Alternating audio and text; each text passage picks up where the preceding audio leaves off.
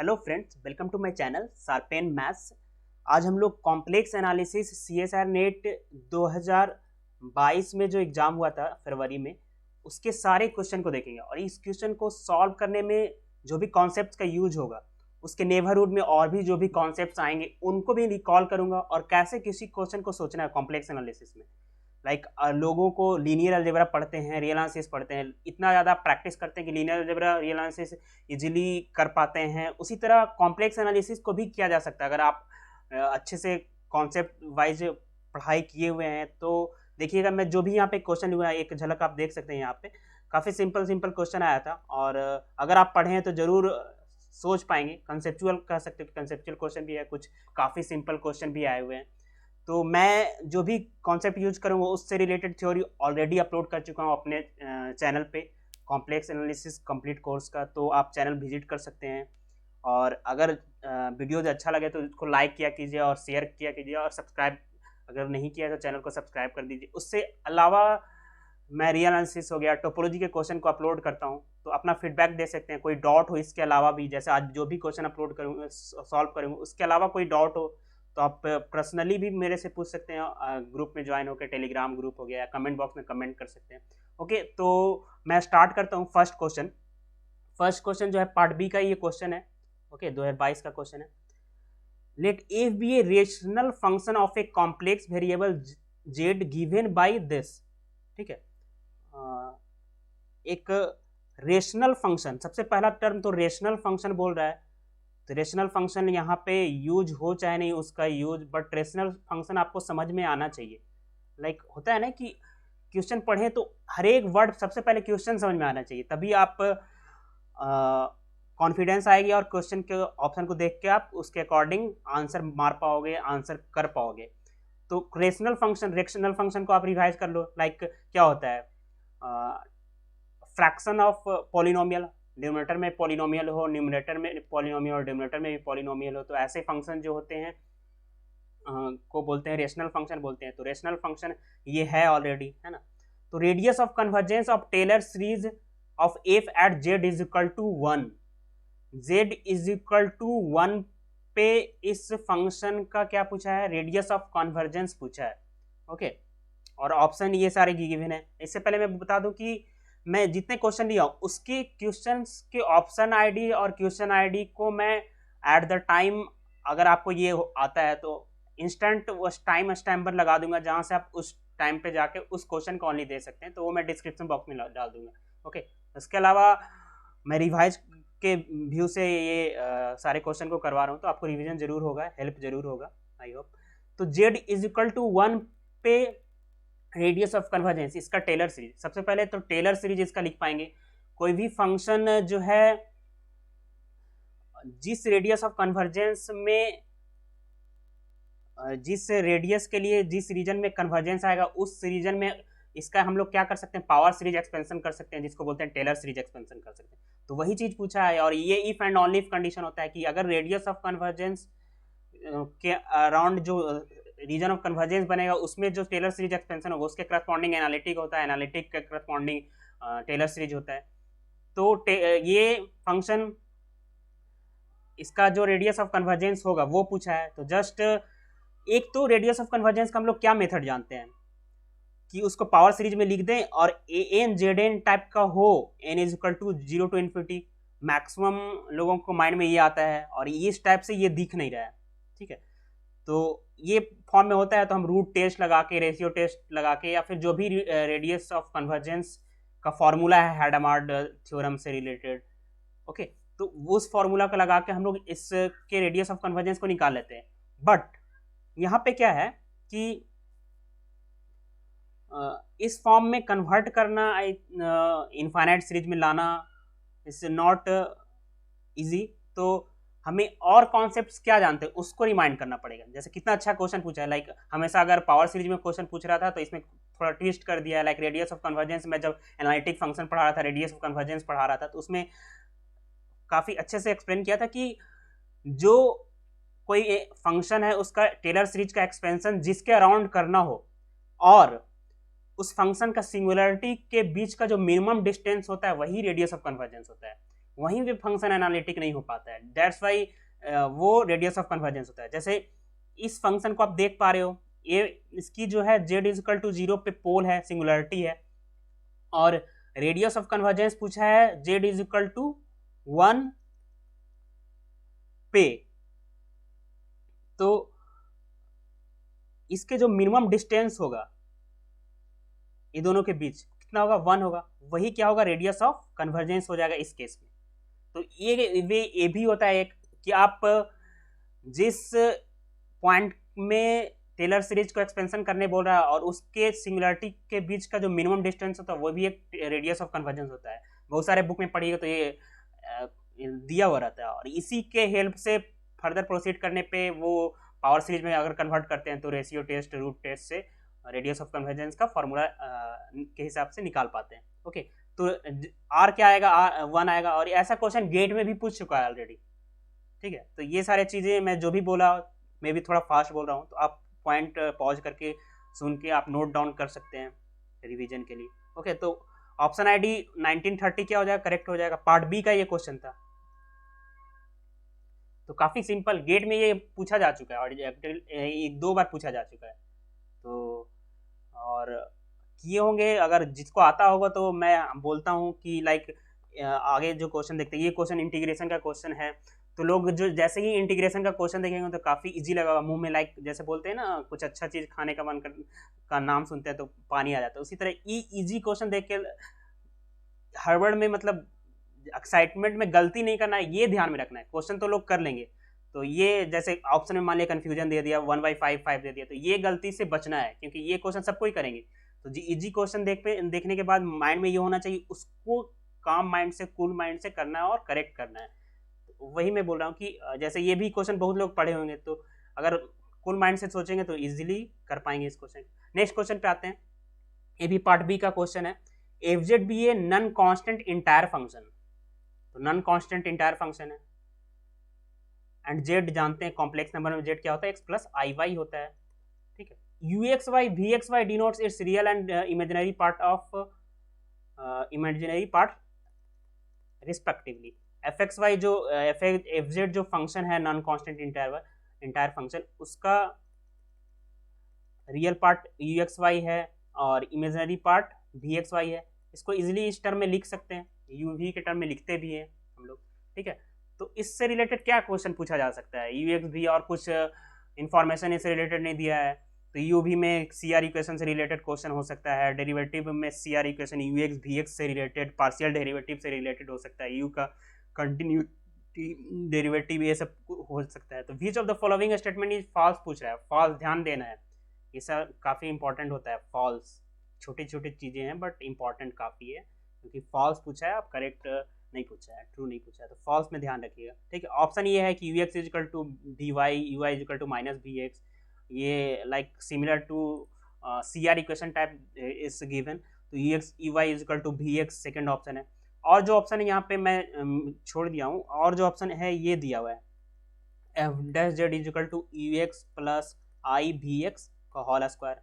ठीक है, इस टाइप से दिया हुआ है, और लास्ट ऑप्शन जो दिया हुआ है ई वाई प्लस आई V Y whole square. Okay, F dash Z whole square ही, यही इसी का वैल्यू। तो इंटायर फंक्शन है, इंटायर फंक्शन के हिसाब से हम लोग क्या जानते हैं, एनालिटिक फंक्शन का नेसेसरी कंडीशन क्या होता है, इंटायर होता है तो फंक्शन सी आर इक्वेशन को सेटिस्फाई करता है। सी आर इक्वेशन को अगर आप निकाल लिए, C R equation find out कर लिए, तो इजिली आपको ऑप्शन मिल जाएगा कौन सा करेक्ट है, क्योंकि ऑप्शन देख के भी आपको आइडिया लग रहा है वो करना क्या है इस क्वेश्चन को। तो सी आर इक्वेशन क्या होता है, u x is equal to v y होता है। ठीक है, यू जहाँ पे रियल पार्ट है, ये इसी यू के बारे में मैं बोल रहा हूँ, भी इसी भी के बारे में बोल रहा हूँ। और क्या होता है, u y is equal sorry u y is equal to minus we x होता है। तो देखो अब कौन सा ऑप्शन करेक्ट मैच हो रहा है, फर्स्ट ऑप्शन तो मैच हो गया, u x is equal to v y, you y is equal to minus we x. Second option u x y is equal to we x, you y is equal to minus we x होता है ना, तो ये mistake नहीं करना है। तो ये ऑप्शन क्या है, फॉल्स है, तो 1920 फॉल्स पूछा है तो ये करेक्ट होगा और फर्स्ट ऑप्शन रॉन्ग होगा। फिर पूछा है कि F dash Z, F dash Z मैं क्लियरली डिफरेंशिएबिलिटी वाले वीडियो में बताया हूँ, और बहुत सारे बुक में ऐसा रहता भी है, कि डेरिवेटिव ऑफ एंटायर फंक्शन क्या होता है। तो आप जब इसको स्प्लिट करके आप जब एक्सपेंड करोगे और डेरिवेटिव निकालोगे तो एग्जैक्टली आता है u x is equal to i v x आता है। यहाँ पे इंटायर फंक्शन का डेरिवेटिव कर रहे हैं तो यू एक्स वी एक्स में सी आर इक्वेशन का हेल्प से आप उसको प्रोसीड कीजिएगा तो ये चीज़ आएगा एग्जैक्टली। ठीक है, इससे कन्फ्यूजन नहीं होना है कि एक्स के रिस्पेक्ट में ही है।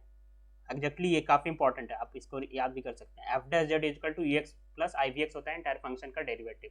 ओके, तो अगर ये पता है तो mod of f dash z का होल स्क्वायर निकाल सकते हैं, ऑब्वियसली निकाल सकते हैं, रियल पार्ट ये है। तो क्या होगा, u x plus u x square plus b x square का होल स्क्वायर होगा ये। तो यहाँ पे आई नहीं होगा ऑप्शन में। ठीक है, तो फॉल्स पूछा है, ये तो करेक्ट होगा, तो ये फॉल्स होगा, यानी लास्ट वाला ऑप्शन और जो भी है 1920 और 1 ऑप्शन आई डी फॉल्स होगा, आंसर करेक्ट होगा। ठीक है, नेक्स्ट क्वेश्चन पे आते हैं हम लोग। ये क्वेश्चन है काफ़ी सिंपल क्वेश्चन है, मैंने अभी बोला कि ये इंटीग्रेशन पे क्वेश्चन है और ऐसे क्वेश्चन हर बार एक क्वेश्चन तो पार्ट बी में आ ही जाता है। तो इजी क्वेश्चन है, इसको जरूर करना है और इसको स्टार्ट से में ही अटेम्प्ट ले सकते हैं जिससे कॉन्फिडेंस है और नेक्स्ट क्वेश्चन को आप कर सके। तो और करेक्ट काफ़ी काम माइंड से, कूल माइंड से इस क्वेश्चन को करना है क्योंकि इजी है, इजी में ही लोग अक्सर गलती कर देते हैं। तो let gamma be the positively oriented circle, gamma एक सर्किल है, क्या है, वो सारे कॉम्प्लेक्स नंबर का कलेक्शन जो मॉडजेड 3/2 आ रहा है। ठीक है, तो इस टाइप से आप समझ जाएंगे, ये ज्योमेट्रिकली है, जितना भी डिस्कस कर रहे हैं सारे ज्योमेट्री है। जेड एक्चुअली प्लेन में ज्योमेट्री की बात करते हैं हम लोग कॉम्प्लेक्स एनालिसिस, तो ये क्या है, इसकी ज्योमेट्री आपको समझ में आनी चाहिए और ऑब्वियसली आ भी गई होगी, इजी है काफ़ी, है ना। इसका क्या है, जीरो ऑरिजिन, जीरो सेंटर है और ये सर्किल है, सर्किल है, अंदर वाला रीजन इंक्लूड नहीं है इस सेट में, इस रीजन में, इस पॉजिटिवली ओरिएंटेड सर्किल में। इसका रेडियस क्या है, 3/2 है। ठीक है, तो इस रीजन में इसका इंटीग्रेशन पूछा है, काफ़ी इजी है, pi Z upon Z minus 1 Z minus 2i whole square D Z. ठीक है, तो इज इक्वल टू 2πic, इसी टाइप का क्वेश्चन बना देता है। अब एग्जैक्ट इंटीग्रेशन का वैल्यू नहीं पूछ के क्या किया है कि ये कुछ का वैल्यू लिख दिया है और सी का वैल्यू आपसे पूछ देगा, तो आप कुछ नहीं करना, आप इसका इंटीग्रेशन का वैल्यू निकाल लो और 2πi से उसको कंपेयर कर दो, जो सी मल्टीपल में जो बचेगा वो सी का वैल्यू हो जाएगा। तो यहाँ पे इस फंक्शन की सिंगुलरिटी देखेंगे, है ना। इस फंक्शन को देखने के बाद, इसका इंटीग्रेशन देखने के बाद क्या माइंड में आता है कि इसको हम लोग रेसिड्यू थ्योरम लगाएंगे, लाइक रेसिड्यू निकालेंगे और 2π into sum of residue theorem जो होता है इंटीग्रेशन का वैल्यू वो, तो रेसिड्यू कहाँ पे, जिस पे सिंगुलरिटी है उस पे रेसिड्यू निकालेंगे, उसके बाद रेसिड्यू को फॉर्मूला लगाएंगे रेसिड्यू निकालने के लिए। तो सिंगुलरिटी तो इस फंक्शन का डिनोमिनेटर जिस पे 0 हो रहा है उस पे है, 1 पे भी है, 2i पे भी है, बट हमें इंटीग्रेशन जिस रीजन में फाइंड आउट करना है उसके अकॉर्डिंग हमें किस सिंगुलरिटी को कंसीडर करना पड़ेगा रेसिड्यू निकालने के लिए, ओनली 1, क्योंकि 2 जो है 3/2 से बाहर होगा ना, इस डोमेन से बाहर होगा 2, तो इससे फर्क ही नहीं पड़ता है, इस रीजन में तो एनालिटिक हो जाएगा, इससे फर्क नहीं पड़ेगा। 1 बट अंदर है, इस सर्किल के अंदर, तो क्या होगा, 1 पे रेसिड्यू निकालना पड़ेगा। तो रेसिड्यू का फॉर्मूला क्या होता है, लिमिट जेड टेंस टू 1 करेंगे, Z minus 1 into E I pi Z upon Z minus 2i, Z minus 1, इससे कट गया, क्या आ गया, ई पाई माइनस 1 और ये आ गया 1 माइनस 2i,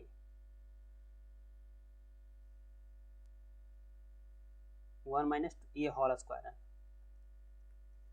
ठीक है, तो आप यहाँ से रेसिड्यू निकाल लो, 1 2i का होल स्क्वायर क्या होगा, -4i, -4i,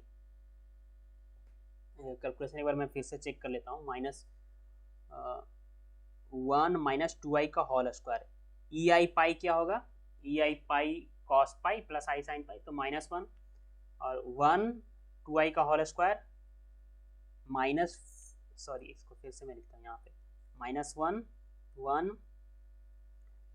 2i का होल स्क्वायर -4 -4i, ठीक है। शायद यहाँ पे नहीं दिख रहा हो तो मैं यहाँ पे लिखता हूँ -1 अपॉन -3 -4i, ठीक है।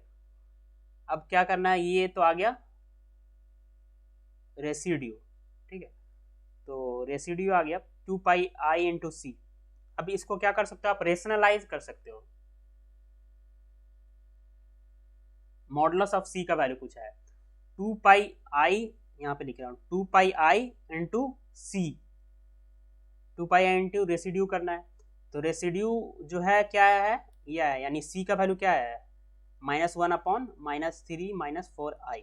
अब इसका अगर मॉडुलस निकालते हो तो क्या आएगा, 1/5 आएगा।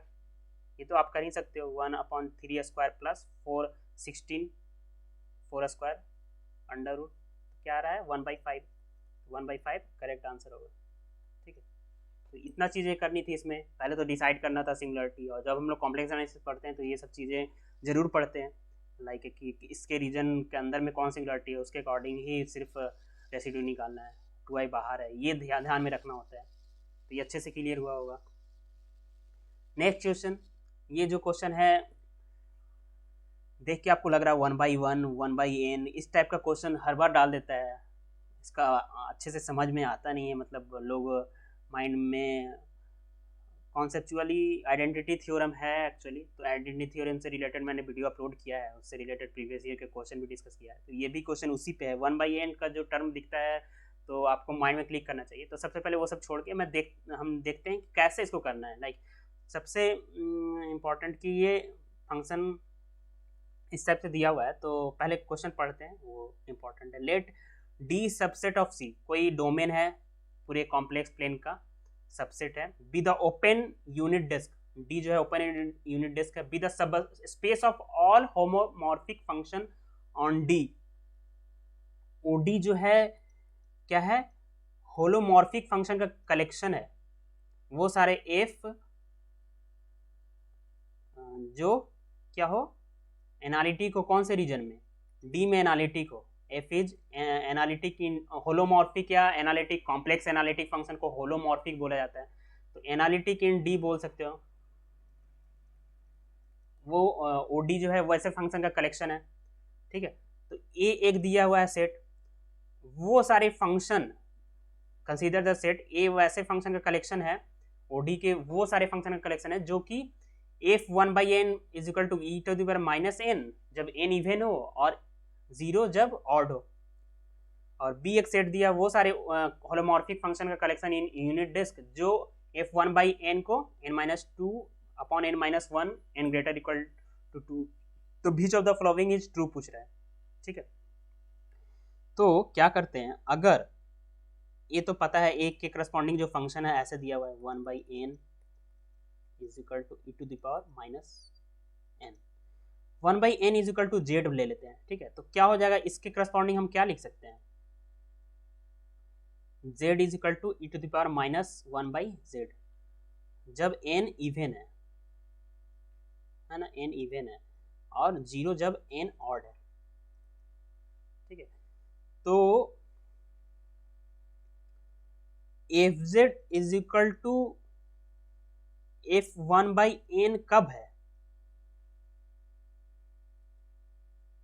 जब डोमेन हम 1/n ले रहे हैं, तो fz और z अगर यहाँ पे कॉम्प्लेक्स नंबर में है, ठीक है। बट ये दोनों तो इक्वल है ना, ये और चीज और ये दोनों इक्वल होगा जब हम z is equal to 1/n ले लेंगे, तो ये टर्म और ये टर्म बराबर हो जाएगा। तो ये जो दोनों फंक्शन है जो बराबर हो रहा है, कौन से सेट में हो रहा है, 1/n का कलेक्शन ले रहे हैं, और जिसका लिमिट पॉइंट क्या आ रहा है, 0 आ रहा है, और जो किस में बिलोंग कर रहा है, यूनिट डिस्क में बिलोंग कर रहा है, ठीक है। तो ये दोनों फंक्शन बराबर है, और जिस सेट में फंक्शन दोनों बराबर है, इसके करस्पॉन्डिंग एक फंक्शन हम लोग ने बना लिया 1/n is equal to z लेके, तो जिस कलेक्शन में फंक्शन दोनों बराबर आ रहा है, उस कलेक्शन का लिमिट पॉइंट यूनिट डिस्क में बिलोंग कर रहा है, 1/n पे बराबर है, और 1/n का limit point open unit disc में है।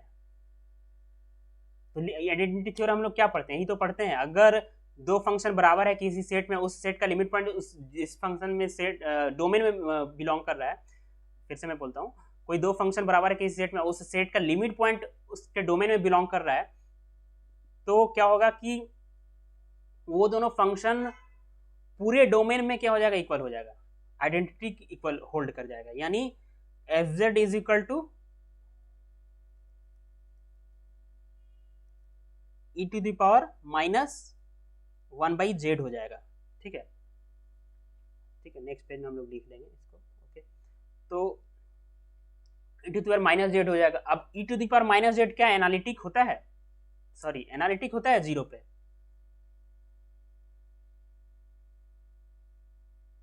ए पूछा क्या है, ए में वो सारे फंक्शन का कलेक्शन है जो कि इसको सेटिस्फाई करे, तो एंटायर फंक्शन होना चाहिए और इसको सेटिस्फाई करना चाहिए। तो क्या जो फंक्शन मिल रहा है वो होलोमॉर्फिक है, एंटायर है, सॉरी एनालिटिक है, होलोमॉर्फिक है ओपन यूनिट डिस्क में।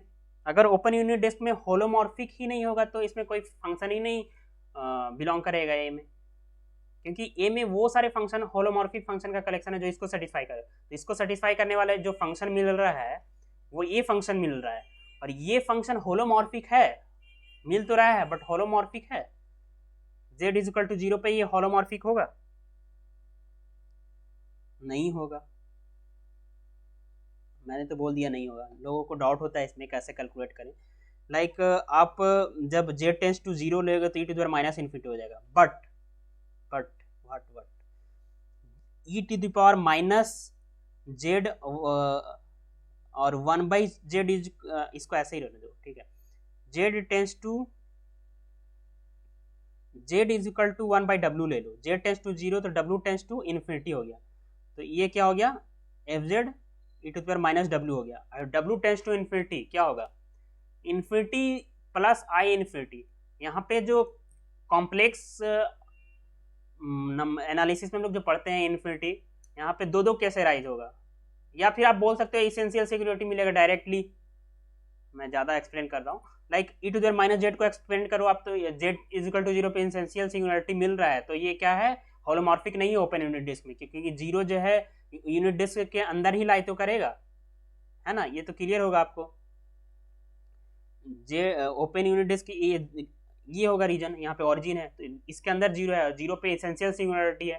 या otherwise minus infinity plus infinity लेंगे तो अलग अलग वैल्यू आएगा, यानी इन्फिनिटी पे या z इक्वल टू 0 पे इसका लिमिट एग्जिस्ट नहीं कर रही है। तो यहाँ से भी एक डिफिनेशन होता है एसेंशियल सिंगुलरिटी का कि लिमिट अगर फंक्शन का एग्जिस्ट नहीं करे तो एसेंशियल सिंगुलरिटी है, तो या फिर उसको प्रिंसिपल पार्ट में इनफाइनाइटली मेनी टर्म है, तो इसको एक्सपेंड करेंगे तो ऑब्वियसली इनफाइनाइटली मेनी टर्म्स आएगा, तो क्या होगा, फंक्शन होलोमॉर्फिक नहीं है यूनिट डिस्क में। तो ऐसा कोई फंक्शन ही ए में नहीं मिलेगा, ए में सेट में ऐसा कोई फंक्शन ही नहीं मिलेगा जो इसको सेटिस्फाई करे, तो ये क्या हो गया, इम्पर्टी हो गया। तो दोनों वे से मैं बता दिया कि ये क्यू एनालिटिक नहीं है, होलोमॉर्फिक नहीं है, कॉम्प्लेक्स एनालिटिक को ही होलोमॉर्फिक बोलते हैं, और holomorphic real analytic not necessary. तो दो टाइप का होलोमॉर्फिक हो सकता है, चलिए एनालिटिक दो टाइप का हो सकता है, कॉम्प्लेक्स एनालिटिक और रियल एनालिटिक। तो रियल फंक्शन में तो कॉम्प्लेक्स एनालिटिक होता है, उसको होलोमॉर्फिक बोलते हैं, तो इसमें कन्फ्यूजन नहीं होता है। मैं जब भी लेक्चर बनाया हूँ तो उसमें भी ये सारी चीज़ें छोटे छोटे पॉइंट को डिस्कस किया हूँ। होलोमॉर्फिक एनालिटिक तो लोग जानते हैं, होलोमॉर्फिक वर्ड आ रहा है तो क्यों आ रहा है, ये सब चीज़ें इंपॉर्टेंट है, जानना चाहिए अगर इंटरेस्ट है तो ए इम्पर्टी हो गया, तो सेकेंड ऑप्शन जो है डी है वो इम्पर्टी बोल रहा है, तो ये करेक्ट हो सकता है। फर्स्ट ऑप्शन नॉन इम्पर्टी बोल रहा है, तो first option A and B are both are non empty, तो बी अभी तो चेक नहीं किए, बट ए नॉन इम्पर्टी तो होगा नहीं, तो ये ऑप्शन गलत हो गया।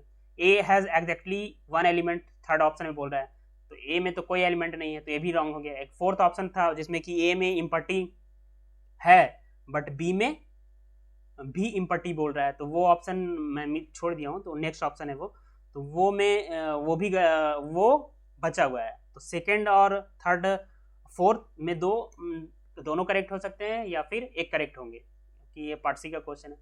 तो इसके लिए हमें अब बी को भी चेक करना पड़ेगा, तो बी के लिए क्या कॉन्सेप्ट लगाएं, बी देख लो आप फंक्शन ध्यान से, अब इसके बारे में लिखते हैं। ये भी 1/n टाइप का है, तो 1/n को जे से सब्स्टिट्यूट करो, फंक्शन उसे करस्पॉन्डिंग लो, और दोनों फंक्शन को देखो कि कौन से पॉइंट में सेट में बराबर और उसका लिमिट पॉइंट क्या है। अगर लिमिट पॉइंट उस जिसमें फंक्शन डिफाइन है ओपन यूनिट डिस्क उसी में बिलोंग करेगा तो उस डोमेन ओवरऑल इक्वल हो जाएगा, आइडेंटिटी इक्वल हो जाएगा। आइडेंटिटी फंक्शन यही बोलता है। इसी तरह से सॉल्व करना है। इसी तरह से सॉल्व करके बहुत सारे क्वेश्चन पूछे जा चुके हैं, सॉरी इसी तरह के क्वेश्चन लाइक कि ऐसे क्वेश्चन दे देंगे और उसमें सिंगुलरिटी पूछेगा, कौन से पॉइंट पे क्या है, पोल है, कितने ऑर्डर का है। ठीक है, तो 1/n को z से सब्स्टिट्यूट करके ऐसे क्वेश्चन को आप सॉल्व कर सकते हैं, बट कॉन्सेप्चुअली करते हैं कैसे उसको भी मैं डिस्कस यहाँ पे कर रहा हूँ। तो क्या है n-2/n-1।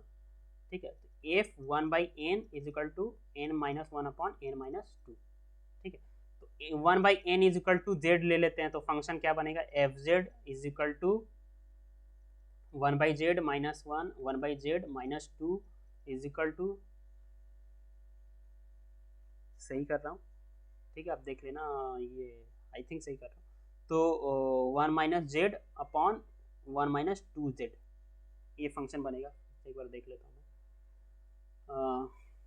Okay, 1/n is equal to z, यानी n is equal to 1/z। ठीक है, ओके, n माइनस 2z ऊपर है, यहाँ पे 2 है, यहाँ पे 1 है, तो ये हो जाएगा 1 minus 2z upon 1 minus Z. ठीक है, तो ये फंक्शन और ये फंक्शन कब बराबर है, जब z is equal to 1/n है।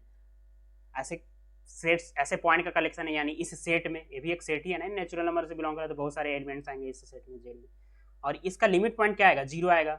लिमिट पॉइंट 0 पे कन्वर्ज करेगा। 0 बिलोंग कर रहा है ओपन यूनिट डिस्क में, तो ओपन यूनिट डिस्क में सेट ऑफ लिमिट पॉइंट्स जिस सेट्स में ये दोनों फंक्शन बराबर हो उसके limit point open unit disc में बिलोंग कर गया। तो ओपन यूनिट डिस्क में दोनों फंक्शन क्या हो जाएगा, हर एक पॉइंट में, अभी सिर्फ 1/n पे बराबर हो रहा था, बट 1/n का लिमिट पॉइंट 0 उस डोमेन यूनिट डिस्क में बिलोंग कर गया, जिससे हम आइडेंटिटी थ्योरम के हेल्प से क्या बोलेंगे कि ये फंक्शन जो है हर एक पॉइंट पे ये होगा, आइडेंटिटी इक्वल होगा दोनों फंक्शन उस ओपन यूनिट डिस्क में फंक्शन ओवरऑल ये लिख सकते हैं हम। तो ये फंक्शन क्या है, अब बताओ आप, ये फंक्शन होलोमॉर्फिक है ओपन यूनिट डिस्क में। इसको दिक्कत कहाँ पे है, पोल कहाँ पे आ रहा है, z इक्वल टू 1 पे आ रहा है। अब बोलेंगे कि z इक्वल टू 1 और z open unit disc boundary include नहीं है, तो जिस पे सिंगुलरिटी आ रही है, जिस पे एनालिटिक नहीं है फंक्शन, वो तो इससे बाहर है ही। तो इस ओपन यूनिट डिस्क में तो ये फंक्शन एनालिटिक है, इसका मतलब कि 1 पे आ रहा है, 1 इंक्लूड नहीं है क्योंकि ओपन है, 1 इंक्लूड नहीं है, ओपन बाउंड्री पे आएगा और बाउंड्री इंक्लूड नहीं है क्योंकि open unit disc open set है। तो ये जरूर क्लियर होगा। तो ये क्या है कि ऐसा फंक्शन मिल जाएगा बी सेट में, बी सेट में ऐसा एक फंक्शन मिल जाएगा होलोमॉर्फिक, जो यूनिट डिस्क में होलोमॉर्फिक है और इसको सेटिस्फाई भी कर रहा है f1/n is equal to n-2/n-1। तो यहाँ से क्या हो गया कि नॉन इम्पटी हो गया, बी में ऐसा मिल जाएगा फंक्शन। तो बी सेट क्या हो गया, नॉन इम्पटी। अब आप करेक्ट ऑप्शन चूज कर लो कौन सा होगा। तो बी हैज एग्जैक्टली 1 एलिमेंट, तो third option, second option correct होगा। फोर्थ में आप देख लेना क्या ऑप्शन था, लाइक कि ये होगा A has A is empty, B is also empty, ऐसे हो सकता है। जो कॉम्बिनेशन ऑप्शंस के बन रहे हैं इसके हिसाब से यही होगा। ओके, तो क्लियर होगा ये क्वेश्चन। ठीक है, नेक्स्ट क्वेश्चन पे आते हैं।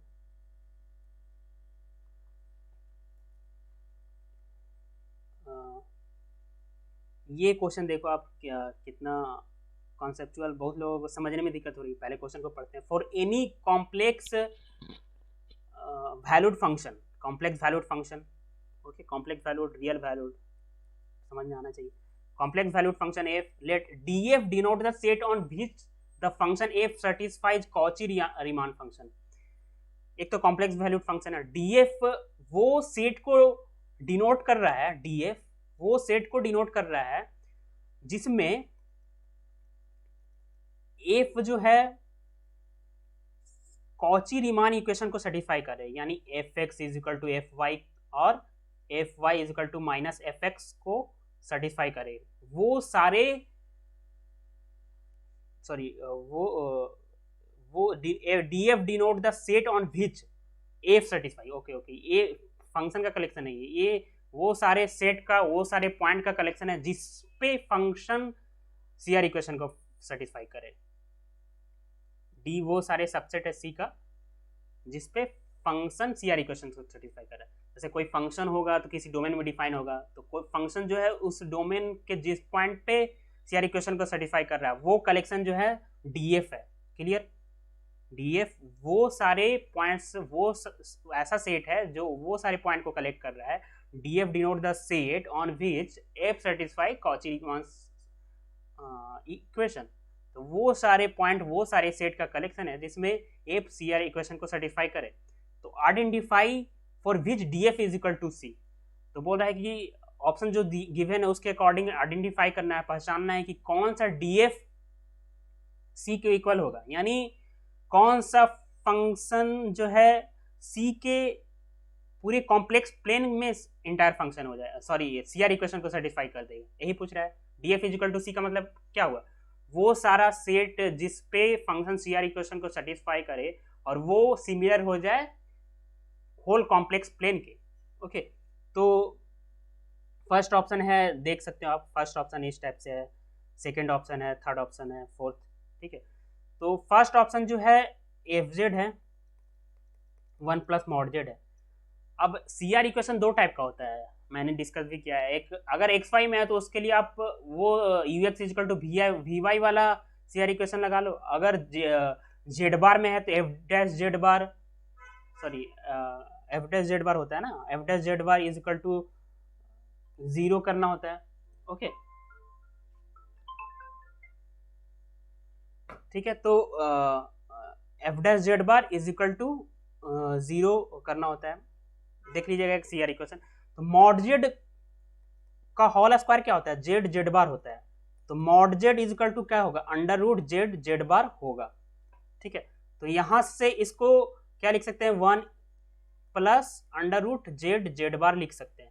तो यहां से del f by del z bar, sorry मैं भूल गया था, del f by del z bar होता है सीआर इक्वेशन। तो इसको कैलकुलेट करेगा तो ये नॉट इक्वल टू 0 आएगा for all z belongs to C, whole complex plane में, क्योंकि इसमें जेड बार इंक्लूड है इस कैलकुलेशन में, तो वो होल कॉम्प्लेक्स प्लेन में 0 आएगा ही नहीं।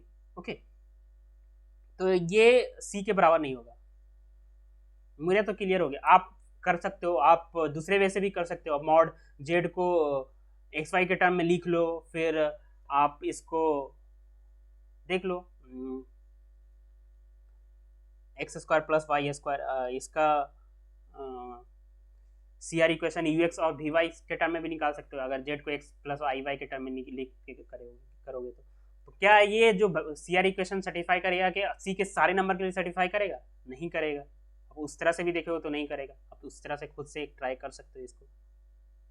ठीक है, 1 मिनट। हेलो, हाँ सर, कहाँ पे आना है? हाँ, कितने देरी में? हाँ ठीक है, तो सॉरी फॉर इनकन्वीनियंस। तो नेक्स्ट ऑप्शन पे आते हैं हम लोग। नेक्स्ट ऑप्शन जो है एफ जेड है, ये है। तो इसका सीआर इक्वेशन आप निकाल सकते हैं, यूएक्स निकालो। यूएक्स इज इक्वल टू क्या आएगा? Minus alpha sine alpha x, v x v y क्या आएगा? Minus alpha sine alpha y. तो ये सीआर इक्वेशन सर्टिफाई करने का मतलब u x equal to v y. ये दोनों बराबर कब होगा? ये दोनों बराबर जब होगा जब x y is equal to 0 हो या x is equal to y हो, है ना। तो ये ऑप्शन भी सीआर इक्वेशन को सर्टिफाई नहीं करेगा होल कॉम्प्लेक्स नंबर के लिए, होल कॉम्प्लेक्स प्लेन के लिए। इस तरह से सेकंड ऑप्शन चेक कर सकते हो। यू वाई निकालोगे तो यू वाई क्या आएगा? माइनस कॉस अल्फा वाई, और भी एक्स माइनस भी एक्स क्या आएगा? Minus alpha cos alpha x. इसको एक बार चेक कर लेना आप। ठीक है, तो ये दोनों बराबर होगा तभी सीआर इक्वेशन सर्टिफाई करेगी। ये दोनों बराबर कब होगा? जब x is equal to y होगा या x is equal to y is equal to 0 होगा। ठीक है, ओके। और लास्ट ऑप्शन को देखते हैं थर्ड के पहले। ये क्या होगा, x square is equal to x square plus i y square है, तो यू एक्स क्या होगा, 2x होगा, यू वाई क्या होगा, 2y होगा। ये दोनों बराबर होगा, कोई भी एक्स वाई ले लेंगे तो ये दोनों बराबर होगा, कभी नहीं बराबर होगा। जब x is equal to y होगा तभी बराबर होगा। तो c के सारे एलिमेंट के लिए बराबर नहीं होगा, तो डी एफ सी के बराबर नहीं आएगा। तो आई होप ये भी गलत हो गया, ये भी गलत हो गया, ये भी गलत हो गया। तो ये बचा, ये ऑप्शन सही होगा। और ये जो ऑप्शन है ये डायरेक्ट पूछा है, लाइक पुनु स्वामी में एक एग्जांपल है जिसमें ये इंटायर फंक्शन है, सॉरी ये एनालिटिक है, इंटायर है सॉरी। तो इंटायर उसमें प्रूफ करने के लिए पूछा है, proof that this is entire, एक एक्सरसाइज ही है। और ऐसे भी आप चेक कर सकते हो। ये इंटायर नेसेसरी कंडीशन क्या है इंटायर फंक्शन का, यहाँ इंटायर तो चेक करना नहीं, यहाँ सी आर इक्वेशन चेक करना है सी में। तो सी के सारे पॉइंट पे अगर सी आर इक्वेशन सेटिस्फाई करेगा, क्योंकि इसमें जेड बार इंक्लूड है नहीं। अब del f by del z bar वाला अगर सी आर इक्वेशन लगाएगा तो जीरो आएगा ही एग्जैक्टली। ओके, तो इस तरह सब कर सकते हैं इसको, सी ऑप्शन करेक्ट होगा। नेक्स्ट क्वेश्चन, तो ये क्वेश्चन देखो, ये क्वेश्चन भी सारे मतलब सिलेबस को कवर कर रहा है। देखो आप फर्स्ट क्वेश्चन इंटीग्रेशन पे आया, रेसिड्यू पे आया, आइडेंटिटी थ्योरम पे आया, फिर सीरीज पे आया। इसके पहले जो मैंने क्वेश्चन डिस्कस किया ये सी आर इक्वेशन पे आया। तो काफ़ी अच्छे अच्छे क्वेश्चन पूछे गए थे। रेडियस ऑफ कन्वर्जेंस पे आया, अभी सिंगुलरिटी पे क्वेश्चन आया। तो सिंगुलरिटी आप पढ़ते हैं, ये सारे लोग जब कॉम्प्लेक्स एनालिसिस पढ़ते हैं तो पढ़ते हैं। तो ये जो क्वेश्चन है f Z is equal to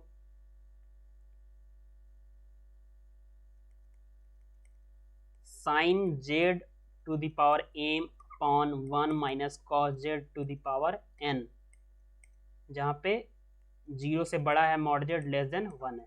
ठीक है, तो आप देखो कि ऑप्शन जो है क्या है, A has removal singularity m greater equal n, pole m less than 2n, m greater equal 2n पे क्या होगा, पोल होगा, फिर एसेंशियल सिंगुलरिटी होगी।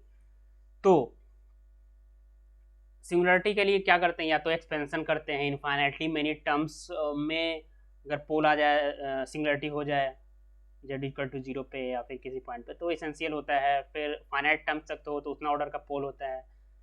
और आइसोलेटेड सिंगुलरिटी, ये सारे सिंगुलरिटी जो भी पढ़ते हैं उसका कॉन्सेप्ट ही लगाएंगे इस क्वेश्चन को करने में। उसके अलावा कहाँ पे डिफाइन नहीं है, अगर किसी पे हेड डिफाइन नहीं है बट उस पॉइंट पे लिमिटिंग वैल्यू एग्जिस्ट कर जा रहा है तो रिमूवेबल होगा। लिमिटिंग वैल्यू एग्जिस्ट नहीं कर रहा है, इन्फिनिटी आ जा रहा है तो पोल हो जाएगा। लिमिट वैल्यू एग्जिस्ट नहीं करेगा जिस पॉइंट पे तो वो एसेंशियल हो जाएगा। तो ये सारे कॉन्सेप्ट्स हैं, एसेंशियल, पोल, आइसोलेटेड, रिमूवेबल। आइसोलेटेड का जो पार्ट है, एक नॉन आइसोलेटेड जो 2 टाइप का होता है, पूरे अच्छे से मैंने डिस्कस किया है सिंगुलरिटी के बारे में। ठीक है, तो एक लेक्चर उसको देख सकते हैं आप अगर रिवाइज करना चाहते हो तो, या सीखना चाहते हो तो। यहाँ पे दिक्कत कहाँ पे होगा, जब डिनोमिनेटर 0 होगा। डिनोमिनेटर 0 कब होगा, जब z इज इक्वल टू 0 होगा। तो z इज इक्वल टू 0 पे पूछा ही है क्या होगा, रिमूवेबल होगा क्या होगा। तो z इज इक्वल टू 0 पे 1 हो जाएगा cos 0, और 1 माइनस 1 क्या हो गया, 0 हो गया, तो इन्फिनिटी हो गया ना। तो ये क्या हो जाएगा, इसको हम लोग कैसे करें। एक तो है कि एम और 2n में रिलेशन पूछा है, आप डिफरेंट वे से इसको कर सकते हो। मेरा जैसे कर रहा है कि इसको साइन में कन्वर्ट कर देते हैं, है ना। 1 minus cos theta is equal to होता है ना 2 साइन स्क्वायर थीटा बाई 2, तो वो कॉन्सेप्ट लगा देंगे। और इसमें भी साइन, इसको भी साइन थीटा 2 में कन्वर्ट कर सकते हैं। तो मैं इसका वैल्यू डायरेक्ट लिखता हूँ, ठीक है। 2 sine z by 2 cos z by 2 upon 2 sine z by 2 into sine z by 2, ठीक है, अपॉन ये पावर n है अपॉन m है, लिमिट जस्ट टेंस टू 0। अब देखो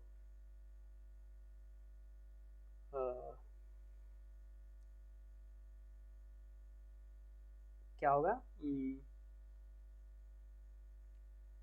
ऑप्शन क्या है, ये है।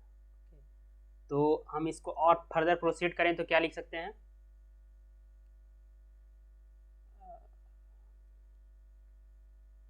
To to the power m minus n sine z by 2 to the power m minus n m minus 2n, sorry इसको मैं फिर से लिखता हूँ। ओके,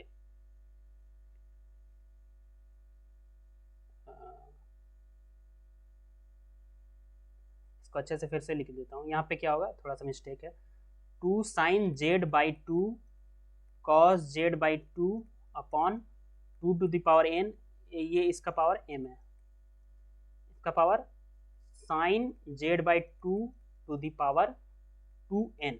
अब सही है, ठीक है, अब सिंपल हो गया, सिंप्लीफाई हो गया। तो इसको इससे भी कर सकते थे आप, बट इस सेंस सिंप्लीफाई हो गया, sin z by 2 का टर्म आ गया, तो इसका वैल्यू के बराबर क्या लिख सकते हैं हम लोग, यहाँ पे आई थिंक दिख रहा होगा आपको, ठीक है। तो ये क्या हो गया, 2 to the power m sin z by 2 to the power m minus 2n लिख सकते हो, और cos z by 2 to the power n, और 2 to the power n है, ठीक है। तो यहाँ से इससे तो कोई प्रॉब्लम है नहीं, z टेंस टू 0 लगा दो आप, z tends to 0, z tends to 0 पे क्या होगा, ये तो 1 होगा, 1 के पावर कुछ भी, फाइनाइट टर्म m और n फाइनाइट है, कुछ नंबर एक्जेक्टिव लिखा हुआ है, इसका मतलब फाइनाइट है, ठीक है। तो अब यहाँ पे दिक्कत होगा, अगर m greater equal to n ले ले तो यहाँ पे ये वाला टर्म क्या हो जाएगा, 0 हो जाएगा। अगर m लेस देन 2n ले ले तो क्या हो गया, डिनोमिनेटर में 0 जाएगा, दे देगा z टेंस टू 0 के चलते, जिससे क्या हो जाएगा, पोल हो जाएगा। अब m ग्रेटर इक्वल, तो फर्स्ट ऑप्शन तो क्या हो गया, रिमूवेबल होगा, m greater equal to 2n हो जाएगा, तो ओवरऑल 0 हो जाएगा ना, तो लिमिटिंग वैल्यू फाइनाइटली एग्जिस्ट कर गया तो रिमूवेबल हो जाएगा। ऐसे 0 by 0 था, है ना, इंडिटरमिनेट फॉर्म था, बट लिमिटिंग वैल्यू एग्जिस्ट कर गया, तो उस पॉइंट पे ये सिंगुलरिटी रिमूव किया जा सकता है, रिमूवेबल सिंगुलरिटी हो गया, फर्स्ट ऑप्शन करेक्ट हो गया। m लेस देन 2n, तो इससे क्या होगा, डिनोमिनेटर में 0 आ जाएगा, तो अनडिफाइंड पोल आ जाएगा उस z इक्वल टू 0 पे, तो ये भी सही हो गया। m greater equal to n, m greater equal to n पे पोल आएगा, गलत है। An essential singularity of for some values of m n, essential singularity आएगा एक्चुअली, जिसके चलते डिनोमिनेटर में 0 आएगा, वो इनफाइनाइटली मेनी टर्म्स आ सकते हैं क्या, इसेंशियल सिंगुलरिटी तभी होता है ना जब infinitely many terms principal part में हो, या फिर लिमिट एग्जिस्ट नहीं करे। तो लिमिट कभी होगा ऐसा कि एग्जिस्ट नहीं करे, या तो लिमिटिंग वैल्यू फाइनाइट आएगा, यहाँ पे दो ही केस होगा, या तो फाइनाइट आएगा या तो इनफाइनाइट आएगा। तो इनफाइनाइटली एग्जिस्ट करेगा, फाइनाइटली एग्जिस्ट करेगा, तो इनफाइनाइटली एग्जिस्ट करेगा तो पोल होगा, फाइनाइटली एग्जिस्ट करेगा तो रिमूवेबल होगा, तो इसेंशियल का कोई चांस ही नहीं है। या फिर एक्सपेंशन आप भी करके देख लो, फाइनाइट टर्म तक ही जाएगा, तो फाइनाइट टर्म तक जाने का मतलब क्या है, पोल होगा ना उतना ऑर्डर का, तो ये भी ऑप्शन रॉन्ग हो गया, ठीक है। तो ये छोटे छोटे चीज जरूर आपको समझना है, सोचना है, लाइक कि क्या कर रहे हैं, मैं क्या बोला, पोल क्यों बोल रहा हूँ, रिमूवेबल कैसे कर दिया, इसेंशियल, अदरवाइज कोई फायदा नहीं है। मतलब अगर समझ नहीं रहे, इसको क्लिक नहीं कर रहा है, तो आप रिपीटेडली देखिए, इसके पहले थ्योरी देखिए, कॉन्सेप्ट को समझिए, फिर क्वेश्चन पे आइए। डायरेक्ट देखने से हेल्प नहीं होगा और एग्जाम में भी दिक्कत होगा आपको सॉल्व करने में, ठीक है। ये क्वेश्चन है, लाइक जैसे मैं स्टार्टिंग में बोला था कि लीनियर जैसे आप प्रैक्टिस करते हैं, खूब लीनियर करते हैं, लीनियर कैसा भी क्वेश्चन आता है तो आप इंटरेस्टेड, क्यूरियसिटी आ जाता है कि हम कर लेंगे। उसी तरह कॉम्प्लेक्स भी इसी तरह अगर प्रैक्टिस करें तो उसको भी कर सकते हैं। जैसे ये क्वेश्चन पढ़ते हैं, उसके बाद में आपको लगेगा कि कुछ इंटरेस्टिंग है। कैसे, let T denote the unit circle, T unit circle है, यूनिट डिस्क नहीं है, यूनिट सर्किल है। यूनिट सर्किल का मतलब क्या हो गया, बाउंड्री है, कॉम्प्लेक्स प्लेन में बाउंड्री ऑनली इंक्लूड है in the complex plane, and let D be the open unit disc. D क्या है, ओपन यूनिट डिस्क है। जेड जहां पे मॉड जेड लेस देन 1 है। R denote the set of point Z not in T for which exist a holomorphic function. R वो सारे points z not का collection है इन टी में, यानी यूनिट सर्किल के वो सारे पॉइंट का कलेक्शन है R, for which there exist a holomorphic function. ऐसा होलोमॉर्फिक फंक्शन एग्जिस्ट कर जाए in neighbourhood of u z not. ठीक है, मैं ज्योमेट्रिकली पहले बनाता हूं। T denote the unit circle, unit circle है ये टी, ठीक है, सॉरी सर्किल है, तो सब पॉइंट बाउंड्री वाला इंक्लूड है। कॉम्प्लेक्स प्लेन में एक यूनिट सर्किल है, टी है ये। डी ओपन यूनिट डिस्क है, डी आप समझते हो क्या होता है, ये होगा ये रीजन पूरा अंदर वाला 1 रेडियस का, तो ये डी है। R denote the set of point Z not in T. R जो है जेड नॉट पॉइंट का कलेक्शन है जो कि टी में है, टी का पॉइंट है। Set of point Z not है, बहुत सारे पॉइंट हो गए तो टी में है।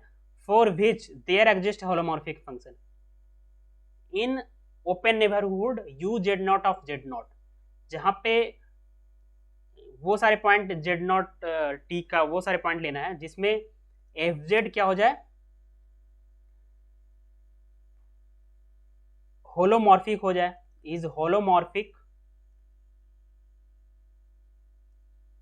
इन open neighbourhood of open neighbourhood का नाम दे रहा है u z not. Open neighbourhood लेना किसका है, जेड नॉट का।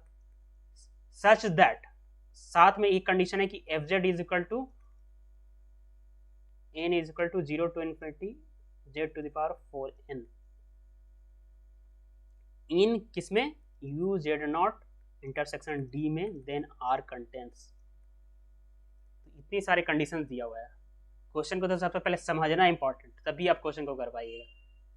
थोड़ा सा काफ़ी चीज़ें इसमें डाल दिया गया है, जो भी चीज़ डाले अगर उससे सारी चीज़ पता है, लाइक यहाँ पे ओपन नेबरहुड की बात कर रहा है, होलोमॉर्फिक की बात कर रहा है, उसके बाद एक सीरीज रिप्रेजेंटेशन की बात कर रहा है ना, इस टाइप का सीरीज रिप्रेजेंटेशन की बात कर रहा है।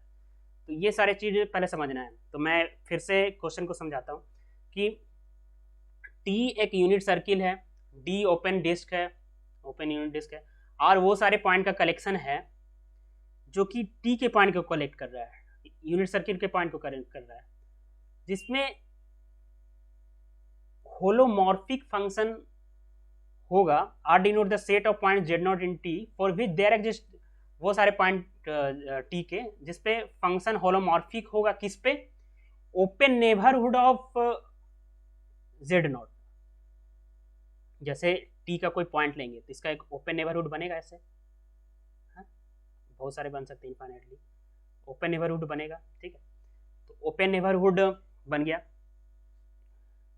इसमें होलोमॉर्फिक हो, साथ में और भी कंडीशन है, क्या साथ में होना चाहिए, साथ में उस एफ जेड को इस सीरीज रिप्रेजेंटेशन में लिख पाए। एफ जेड को क्या लिख पाए, n is equal to 0 to infinity z to the power 4n type में लिख पाए।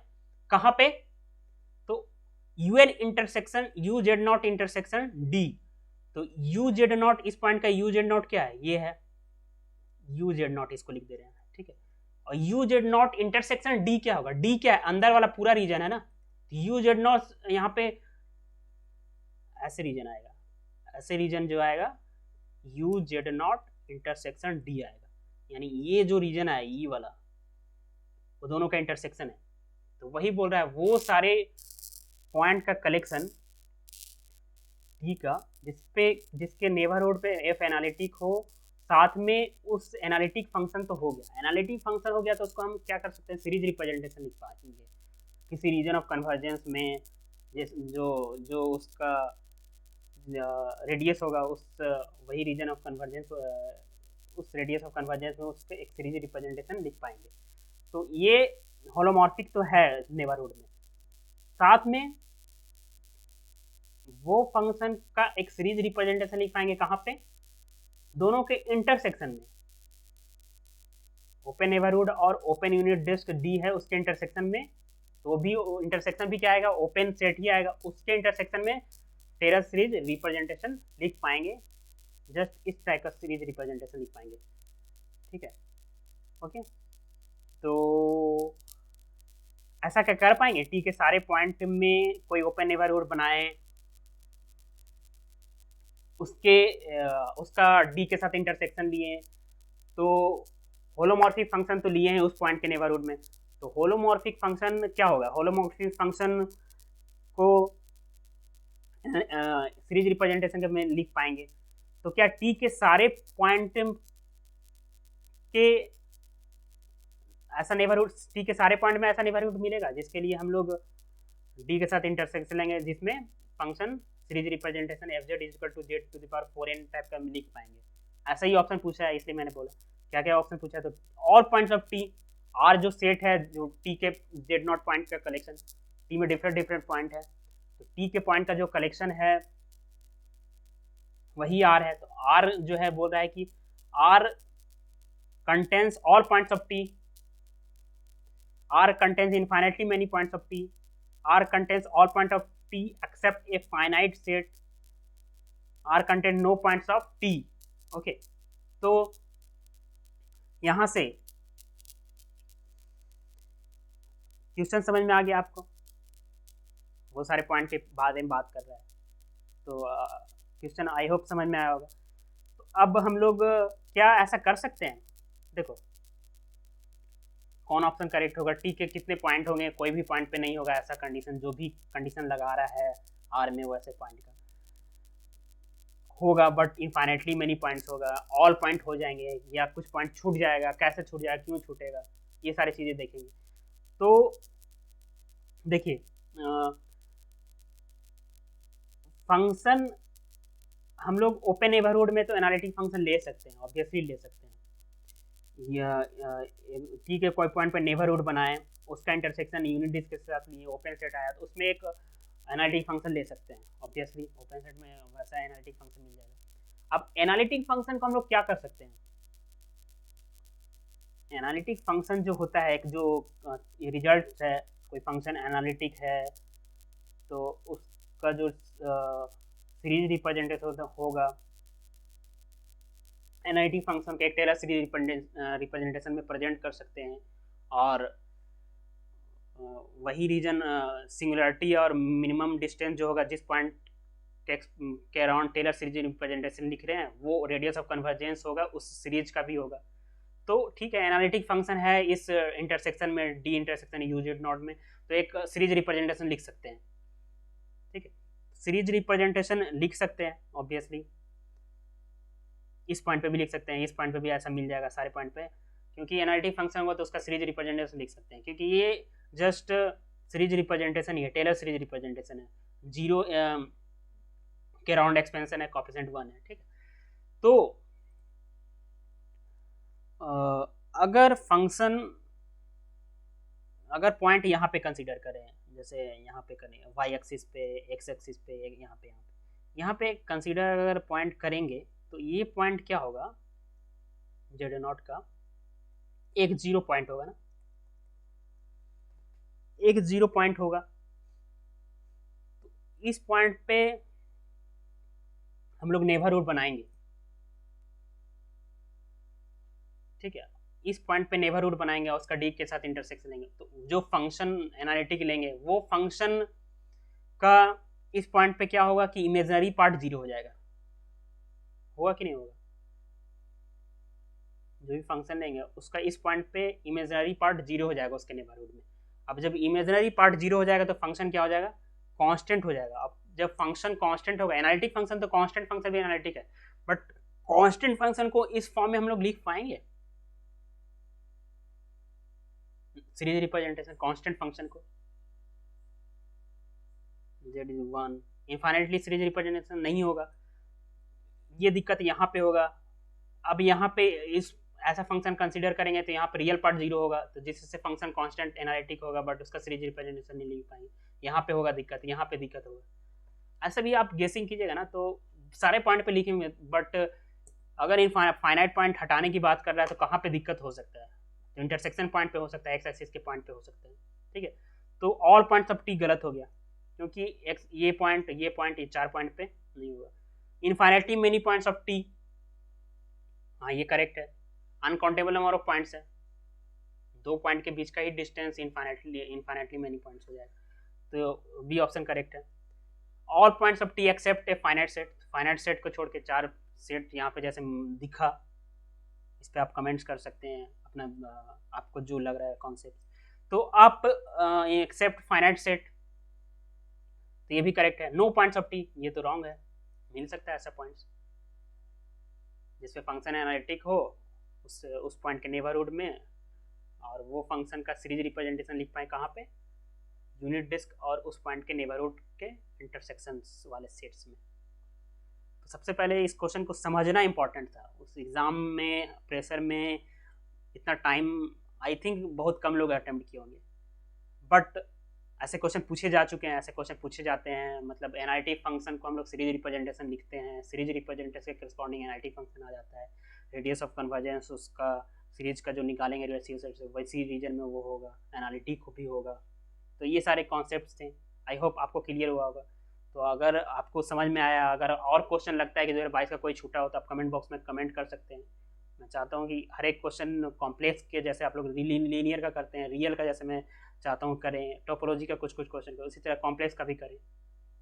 और काफ़ी इंटरेस्टिंग है, टोटली ज्योमेट्रिकली होती है चीज़ें, विजुअलाइज होना ज़रूरी है। जैसे हमेशा मैं बोलता हूँ ज्योमेट्री है कॉम्प्लेक्स एनालिसिस। तो अगर वीडियो अच्छा लगा तो लाइक कीजिएगा, शेयर कीजिएगा, सब्सक्राइब कीजिएगा चैनल को। Okay, thank you friends.